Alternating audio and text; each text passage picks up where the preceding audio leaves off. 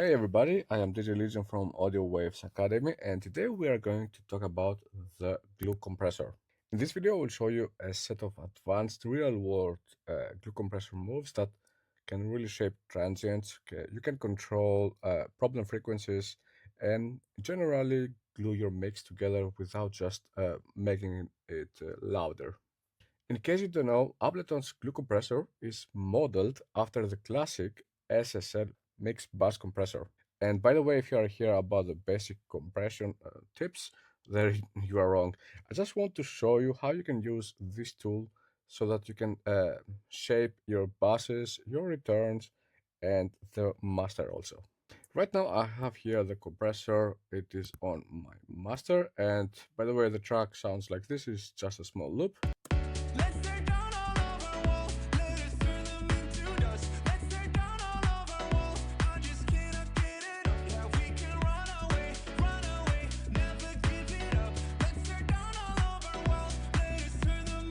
We got the vocals here, we got the piano, we got the bass, the kick, and some percussion for the drums. Let's go and start actually with the bass, because I think here right now that if I go and solo it, you are going to hear that the low end is a little bit messy, and yeah, I think we can go and fix it. So I'm just going to drag and drop here the compressor on the bass. Let's go and deactivate here from the master, and now we are going to work only on the bass. Let's listen carefully only the bass.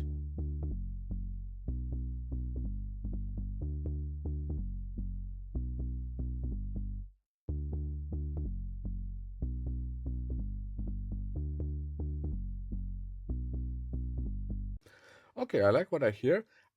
We can go here and let's go and open it here, because we are going to use also these settings. But for now, I just want to fine tune this bass. I think that if I go and slightly leave the attack here, like in the middle or a bit here higher, now we have a slower attack. And if I bring just a little bit here the release, let's go and have a listen how it sounds.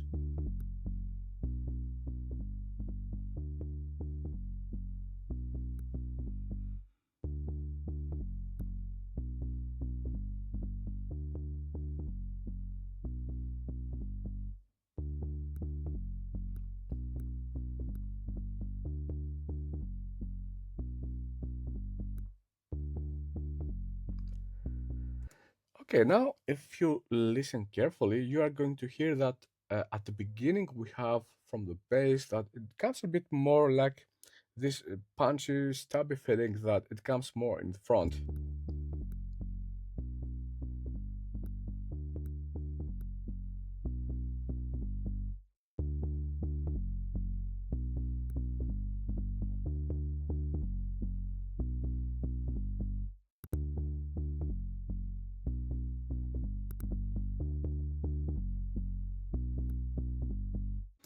And let's also have an idea what we are doing. I'm going to open also the mixer, because I don't want to just push it on volume things. I just want to make it a bit clear.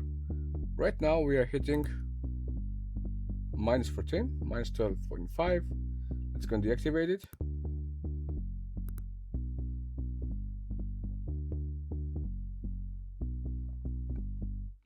So we're slightly louder. Let's go and bring this one back, and I'm going to try to hit again the -13.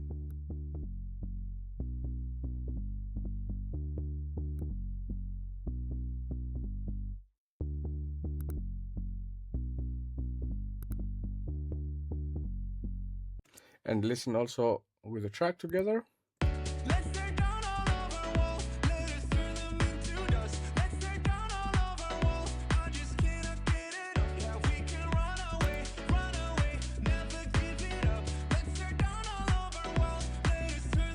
If you listen carefully, I'm going to play right now with and without the compressor. If I go and deactivate the compressor, somehow the bassline just disappears. But if I go and activate it, the bassline comes more in front, and we have this funky feeling that we wanted.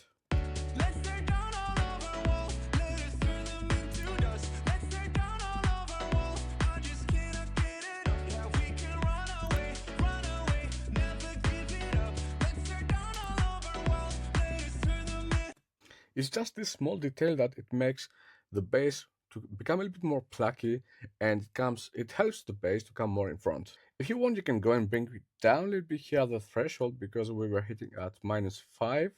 Let's go and put it here in solo.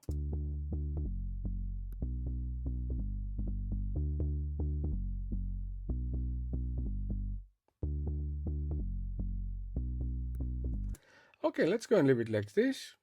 What else can we go and do with the glue compressor?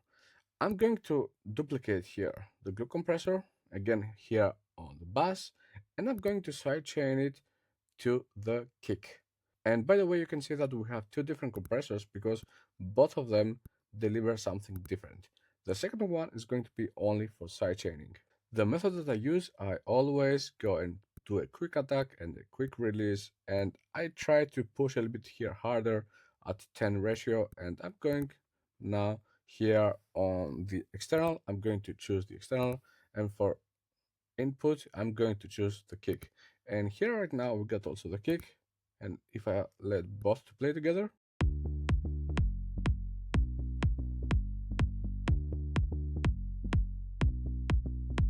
now we don't have any sidechain, and we want this pumping effect when the kick comes so that it has much more time, much more space for the kick to cut through.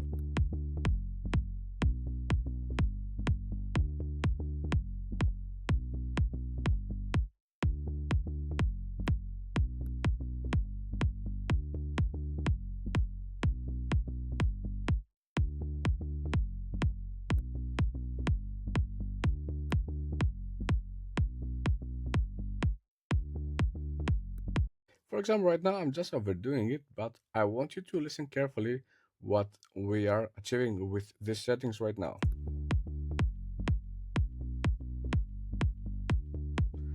Okay, this is too much. Let's go and bring it back.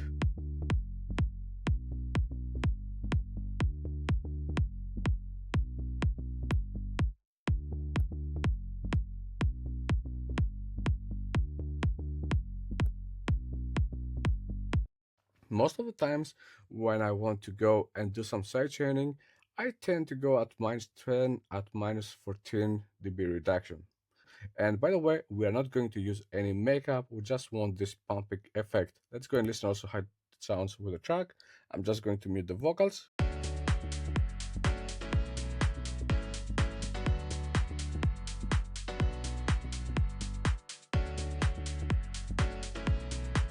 And now let's go and also duplicate this one here, the sidechain only, on the piano to see what effect we got there.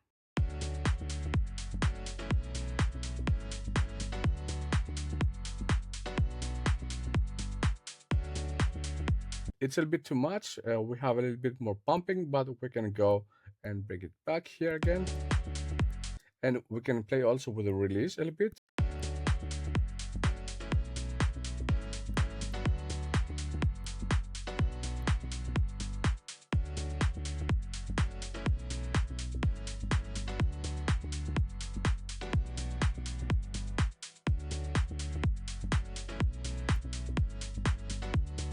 If this is your goal that you want to achieve, you can go and let it like this, but I'm just going to mix it just a little bit here to leave space for the kick.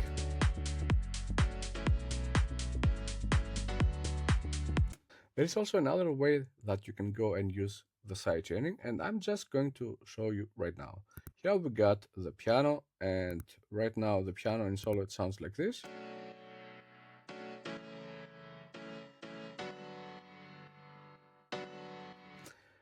Now we have here the piano, and the piano is wet, we have a lot of reverb, but we can go and add some delay. And here I got the delay that it was from the default from Ableton. Let's go and push it here. Here it's a bit too much. Let's go and just randomly choose something. I'm going to leave the feedback here, but I just want to be really easy to listen to because I'm going to show you the trick.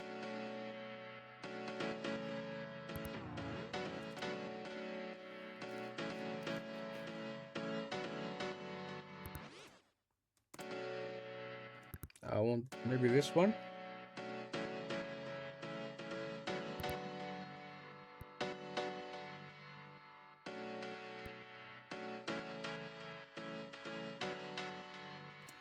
Okay, now we have here a delay that you can hear right away. I'm just going to leave it like this right now because I want to show you the trick. Let's go here again on the piano, and we had the sidechain that we mentioned earlier. Let's go and duplicate here again the sidechain on the delay. And now this time I'm going here on the delay, and I'm going to choose not the kick. I'm just going to use the piano. And what I want to do here is to leave space for the piano to come through, and then we are going to listen to the delay. Let's go and bring back here again. And now we have really quick attack and a really quick release. Let's go and have an idea how it sounds.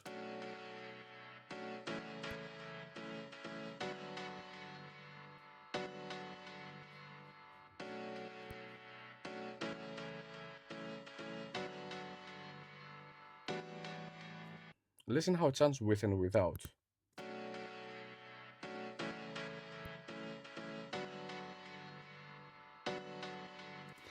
Let's go and make a small loop here on the first section so that you can get a better idea.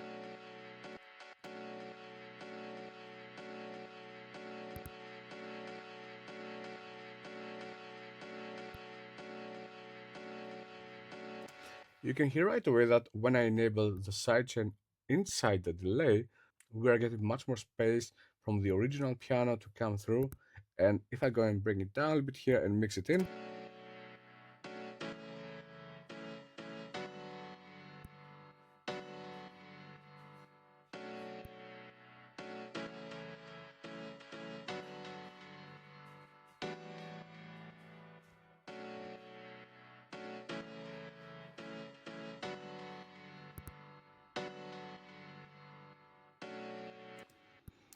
and let's go and have a listen now how it sounds everything together.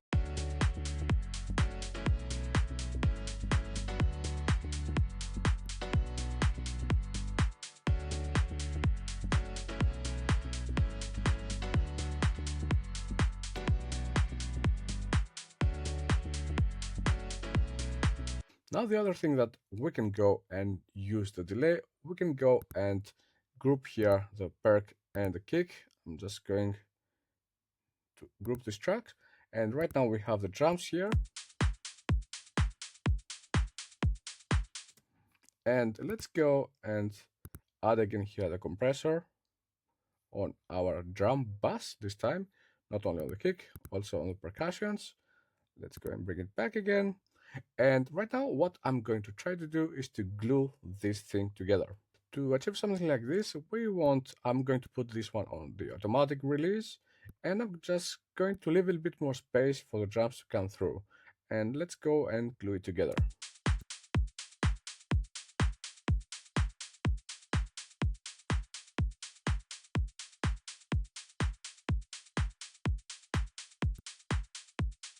If I go and overdo it right now, you're going to hear that we lost this punch that we had. Let's go and bring it back. And I'm just going to push like 2 until 3 dBs.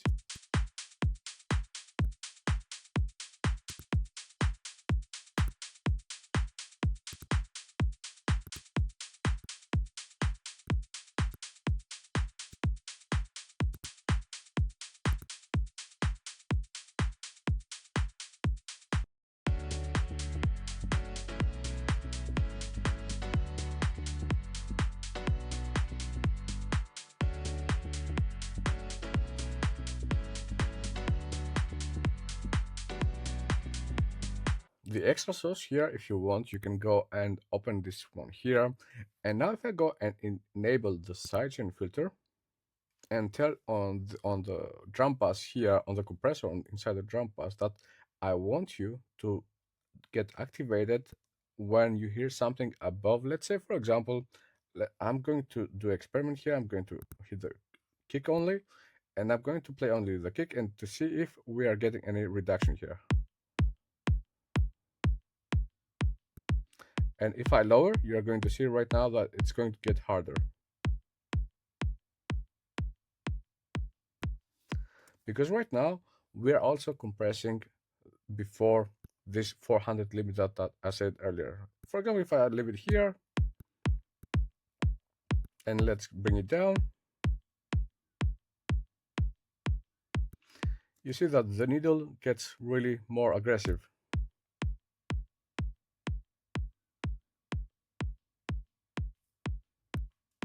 If you want, you can go and use this technique. Let's go and bring this one here until, let's say, 250. And right now, the compressor is going to get triggered above 250 hertz. And this is a really nice technique if you want to try something that you like the kick there, but you don't want to overcompress it.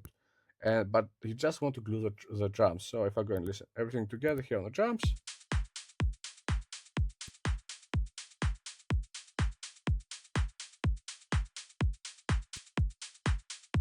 you see that we have a slower reaction right now here because we had enabled here the sidechain filter. If I go and disable it,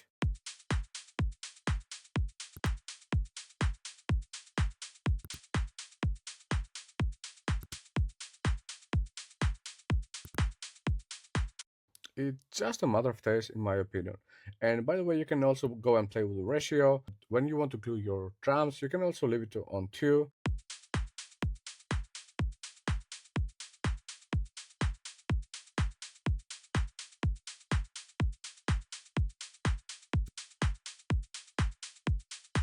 And you have a slower reaction here on the compressor.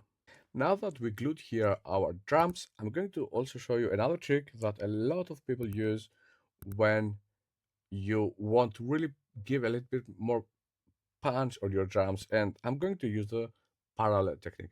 If you don't know what the parallel technique is, I'm just going to overdo it right now here, and I'm going to explain it. To achieve a parallel technique here inside your drum pass, you are going to need a really quick attack and a really quick release. I'm just going to leave the ratio on 2 to 1, on 4 to 1, sorry.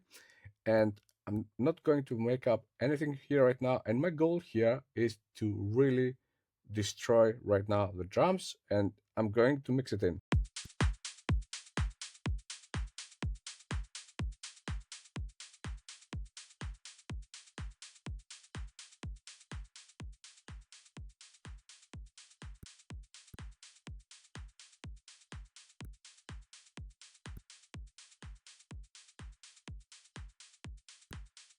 And I really like on the 2 to 1 how it sounds. So right now, what I'm going to do, I'm going to bring back the threshold bit here again, and I'm going to aim at minus 12, minus 15 dB reduction.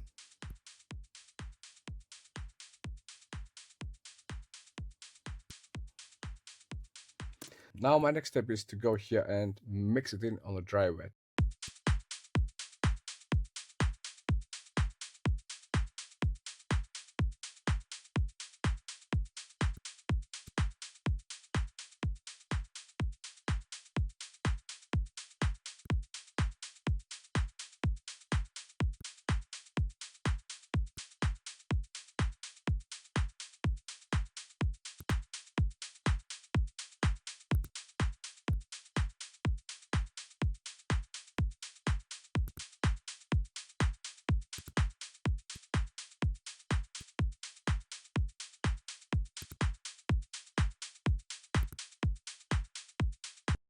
And let's listen everything together.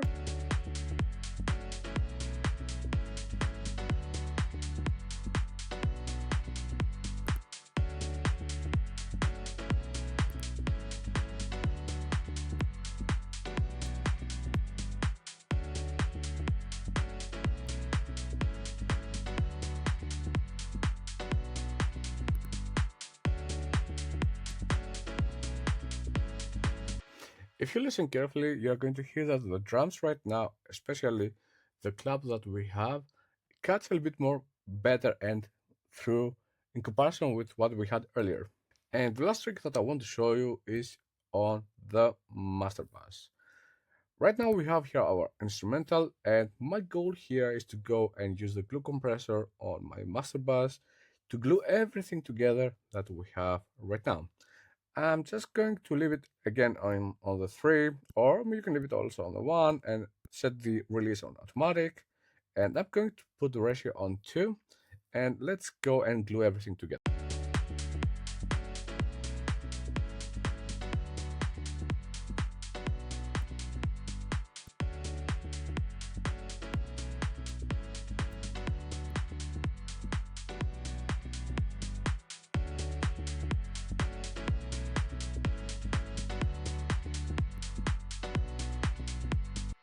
And let's have an idea how it is with and without.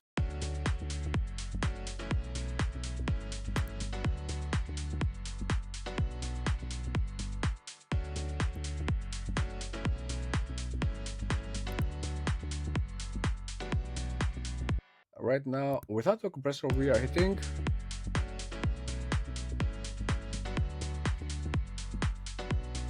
minus 6.9, minus 7.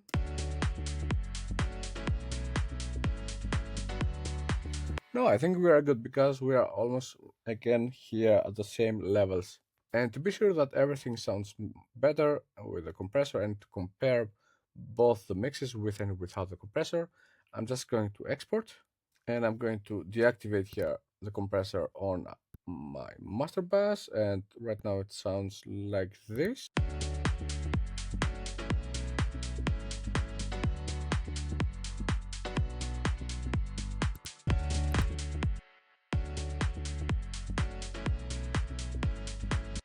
And just to save some time, I'm just going to choose everything and group these tracks.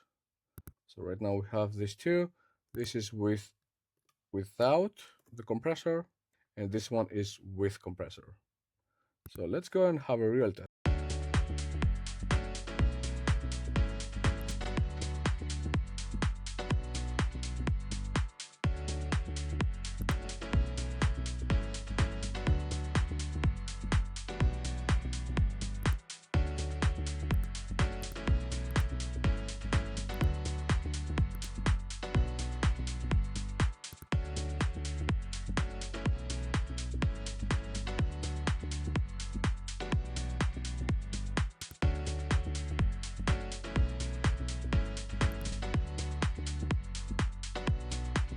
And let's also open the mixer.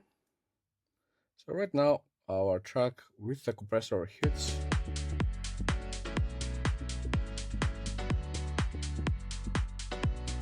minus 2.7.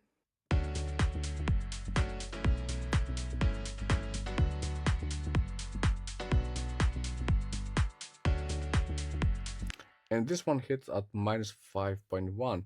And you might think that this one sounds louder, but no, it doesn't sound louder. This one sounds louder, and this sounds also much more compressed, and it like it is glued everything together. So you have seen how we can go and use the glue compressor on a bass, on some delay returns, on a drum bass, or maybe some individual instruments. And you can also go and use it to sidechain the reverb, and of course to glue a drum bass and for your master. If you practice these moves instead of just slamming the threshold that you think, okay, this is the settings for everything, the glue compressor really turns into a precise musical tool instead of just a blunt loudness button. I hope I've made it clear how this compressor really works and how it can improve your mixing skills. And if you found this information helpful, don't forget to subscribe and hit the thumbs up. See you on the next video. Bye bye.